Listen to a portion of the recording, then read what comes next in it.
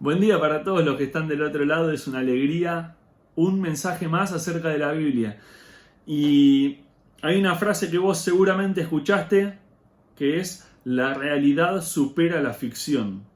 Hay una tarde que está registrada en la Biblia casi minuto a minuto, como si fuese una película. Se nos cuentan todos los detalles de lo que pasó esa tarde particular. Por una cuestión de tiempo no vamos a ver toda la historia, pero sí te invito a que lo leas, a que lo leamos en nuestras casas, a que meditemos, porque tenemos un montón de cosas por aprender de lo que pasa en el segundo libro de Samuel. No es en lo que vamos a meditar hoy, aunque sí vamos a recordar toda esa historia, pero después vamos a meditar en un salmo que está escrito en ese mismo tiempo que estaba transcurriendo en la vida de David. David era el rey de Israel, elegido por Dios para suplantar a Saúl, y David cuenta la Biblia que donde iba, ganaba. Ciudad que iba, la conquistaba. David cuenta que el pueblo estaba contento con él, todos lo veían bien, todos estaban contentos con quien estaba llevando adelante al país de Israel, a la nación de Israel. Y la Biblia nos cuenta que hasta los enemigos de David, los enemigos del pueblo de Israel, armaban tratados de paz con Israel para no enfrentarse en batalla, porque sabían que si se enfrentaban eran conquistados. Todo iba en alza en la vida de David. Sin embargo, hay una tarde que está registrada en la Biblia, y la Biblia nos cuenta con detalle qué es lo que pasó en esa tarde, porque la Biblia no esconde ninguna cosa de la vida. De ninguna de las personas que están en la Biblia se nos esconde algo. Hay muchas cosas que no están relatadas, obviamente, pero la Biblia, cuando tiene que decir algo sobre alguien, lo cuenta sin problema, para que a nosotros nos quede la lección de que las personas que están registradas en la Biblia, salvo el Señor Jesús, todas son iguales a nosotros. Todas. Entonces, si Dios obró en esas vidas, Dios también puede obrar en tu vida y en mi vida. Y vos por ahí enfrentaste un montón de cosas, y ahora vamos a ver qué fue lo que se enfrentó David. Hay una tarde que está marcada y está registrada en el capítulo 11 del segundo libro de Samuel, y es cuando el pueblo de David había salido a la batalla, el ejército había salido a una batalla, y David decidió quedarse en casa. Y cuenta la Biblia que cuando se levanta David de la siesta, se paseaba por el palacio y de repente ve a una mujer que se estaba bañando, y la Biblia dice que era una mujer que era muy hermosa. Y David pregunta: ¿quién es esta mujer? Y le dicen: es la mujer de Urías el Eteo. Urías el Eteo era uno de los soldados que estaban defendiendo a la nación mientras David estaba en su casa. Entonces David la manda a llamar, y en esta especie de invitación, porque era más que una invitación, una obligación, obedecer al rey, la mujer va al palacio y se acuesta con el rey. Y la Biblia dice que tienen relaciones sexuales, y la Biblia nos cuenta que pasado un tiempo le llega el mensaje a David por parte de Betsabé y le dice: estoy embarazada. Entonces, a partir de ahí, David trama un plan y manda a traer a Urías de la guerra y lo invita a comer a su casa, y le dice: bueno, Urías, ahora anda a dormir a tu casa con tu mujer, porque quería ocultar qué era lo que había pasado. Sin embargo, Urías le dice: no, por respeto a los que están peleando no lo voy a hacer. Y 2 veces el rey intenta persuadir a Urías para que vaya a dormir a su casa, para que se acueste con su mujer, para que quede tapado su pecado. Sin embargo, Urías le dice: no, no lo voy a hacer. Y la Biblia nos cuenta que David decide escribir una carta que es enviada por manos de Urías al general que estaba comandando la guerra, y le dice: pongan a Urías en el frente de la batalla, déjenlo solo, que sea herido y muera. Y Urías se lleva esta carta y se cumple lo que había pedido el rey. Y la historia dice que la mujer de Urías, Betsabé, hace los días de duelo por la muerte de su marido, y David la manda a llamar y la toma por mujer. Sin embargo, termina el capítulo 11 del segundo libro de Samuel diciéndonos esto que David había hecho fue desagradable a los ojos de Dios.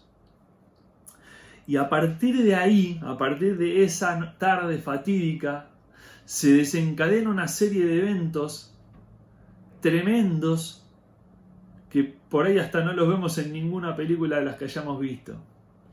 Y vamos a mencionarlos porque no podemos ver todos, pero sí vamos a mencionarlos. Para empezar, el hijo que concibe David con Betsabé muere.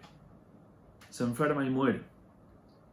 El hijo mayor de David, que se llamaba Amnón, trama un plan con su primo para engañar a David y para pedirle que una de sus medias hermanas fuese a darle de comer porque él se estaba enfermando.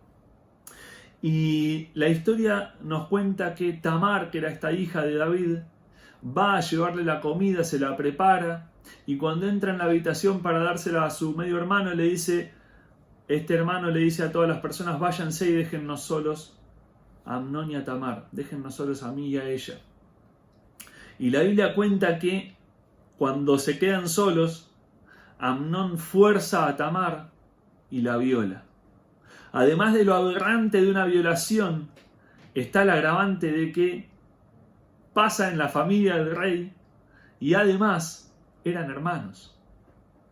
Y dice la Biblia que Amnón, después de haber violado a Tamar, la odió con todo su corazón y la echó. Esto llega a oídos de otro de los hijos de David, que se llamaba Absalón. Y la Biblia nos cuenta que este hijo de David pasa más de 2 años tramando un plan para vengarse de lo que había sufrido su hermana Tamar. Y la Biblia nos dice que un día este muchacho Absalón invita a todos a una fiesta en su casa. Y David le dice: no vamos a poder ir todos porque vamos a hacer una molestia para vos. Entonces él dice: bueno, no vengan todos, pero sí decile a Amnón que venga a comer a mi casa. Cuando sucede esta fiesta, Absalón le había dado a los que trabajaban con él, le había dado un mensaje y les había dicho: cuando Amnón esté borracho, hiéranlo y mátenlo. Y pasa esto. Y Absalón planea matar a uno de sus medios hermanos. Y después de esto, Absalón huye por algunos años. Y esto llega a oídos del rey. Y el rey estaba triste. Pero pasó el tiempo y el rey quería volver a ver a Absalón. Ya había quedado atrás el dolor por la muerte de Amnón. Ahora quería volver a ver a su hijo Absalón. Y en el capítulo 15, nos cuenta la Biblia que vuelve Absalón a estar en relación con su padre, pero la Biblia dice que lo primero que hace Absalón es tramar un plan para sublevarse y ocupar el reinado. Quería ser él el rey de Israel. Y todos los días Absalón se paraba en las puertas de la ciudad y escuchaba a todas las personas que iban con alguna petición al rey para que les hiciera justicia, y les decía: ¿cuál es tu problema? Y ellos se lo contaban, y Absalón les decía: es entendible lo que vos decís, pero no puede llegar a oídos del rey porque no hay nadie que pueda llevar tu petición al rey. Y él decía: ¿quién me pusiera por juez? Yo quiero ser el que pueda juzgar estas cosas y ayudarte. Y dice la Biblia que todas las personas quedaban encantadas, por decirlo de alguna manera, con Absalón. Y Absalón dice que de a poquito se empezó a robar el corazón de todos los israelitas. Absalón realiza un trabajo de hormiga todos los días un poquito, en el cual iba realizando el trabajo de robarse el corazón de las personas. ¿Por qué? Porque hacía que las personas se sintieran escuchadas frente a sus problemas. Y nos cuenta el segundo libro de Samuel en el capítulo 15, en el versículo 13, que llega a los oídos de David la frase, segundo libro de Samuel 15, 13, un mensajero de David le dice: el corazón de todo Israel se va tras Absalón.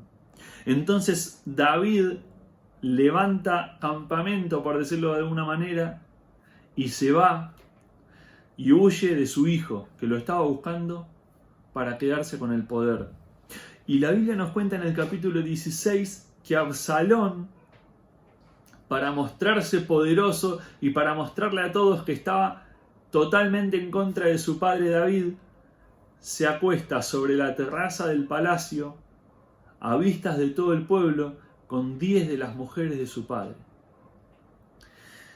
La historia es apasionante y hay un montón de detalles que no pudimos ver por cuestión de tiempo, pero sí te digo, léelo en tu casa porque vas a sacar un montón de enseñanzas.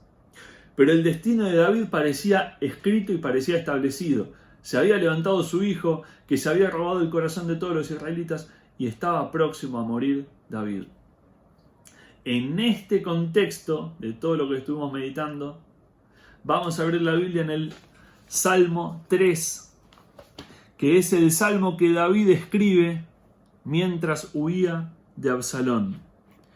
Dice así, Salmo 3: Oh Jehová, cuánto se han multiplicado mis adversarios. Muchos son los que se levantan contra mí. Muchos son los que dicen de mí, no hay para él salvación en Dios. Mas tú, Jehová, eres escudo alrededor de mí, mi gloria y el que levanta mi cabeza. Con mi voz clamé a Jehová y él me respondió desde su monte santo. Yo me acosté y dormí y desperté porque Jehová me sustentaba. No temeré a 10 millares de gente que pusieren sitio contra mí. Levántate, Jehová, sálvame, Dios mío, porque tú heriste a todos mis enemigos en la mejilla. Los dientes de los perversos quebrantaste. Las salvaciones de Jehová sobre tu pueblo sea tu bendición. Y hablábamos al principio de que la realidad supera la ficción y vamos a ver 3 realidades en esta mañana. La primera es la realidad del mundo, la segunda es la realidad de los hijos de Dios y la tercera es la realidad de Dios. La primera, la realidad del mundo, versículos 1 y 2. Oh Jehová, cuánto se han multiplicado mis adversarios, muchos son los que se levantan contra mí. Muchos son los que dicen de mí, no hay para él salvación en Dios. Lo primero que vemos en esta historia son personas que realizaron acciones sin tener en cuenta a Dios. David, Amnón, Absalón, todos realizaron acciones sin tener en cuenta a Dios. Y eso les pasó a ellos, le pasó al rey, le pasó a sus hijos y nos pasa a nosotros. Nosotros muchas veces realizamos acciones sin tener en cuenta a Dios. Y nuestra sociedad en la que vivimos no tiene en cuenta a Dios. El mundo en el que vivimos le da la espalda a Dios. Sin embargo, Dios es real y no necesita probar su existencia para complacernos a nosotros. Que se haya cumplido todo lo que dice este libro demuestra que Dios es verdadero y que además se van a cumplir todas las cosas que están escritas, que todavía no tuvieron, que todavía no se realizaron. Y el mundo en el que nos movemos no tiene en cuenta a Dios, y el mundo grita lo que David escuchaba. El versículo 2, no hay salvación en Dios para David. Eso es lo que gritaban los que perseguían a David. Eso es lo que gritaban muchos de los israelitas. No hay salvación en Dios para David. Y la sociedad todo el día nos dice, haz lo que tengas ganas, haz lo que te haga feliz, no importa a Dios. Sin embargo, cuando cada una de estas personas hizo lo que quería, la Biblia nos dice que hubo cosas que desagradaron a Dios. Y estas acciones que desagradaron a Dios, la Biblia las reconoce como pecado. Lo que desagrada a Dios es el pecado. Y vos y yo cometemos pecados. Y vos y yo vivimos en un mundo de pecado que no tiene en cuenta a Dios. Sin embargo, hay una segunda realidad, y es la realidad de los hijos de Dios. Salmo 3, versículo 7 dice, levántate, Jehová, sálvame, Dios mío, porque tú heriste a todos mis enemigos en la mejilla, los dientes de los perversos quebrantaste. Levántate, Jehová, sálvame, Dios mío. Y esta realidad está marcada por todas aquellas personas pecadoras todas aquellas personas que realizamos cosas y hacemos cosas y decimos cosas que desagradan a Dios, pero que sin embargo entendemos nuestra necesidad de Dios y le confesamos nuestros pecados. Criaturas de Dios son todas las personas que hay en el universo. Hijos de Dios son todas aquellas que confiesan sus pecados y reconocen la necesidad del Salvador.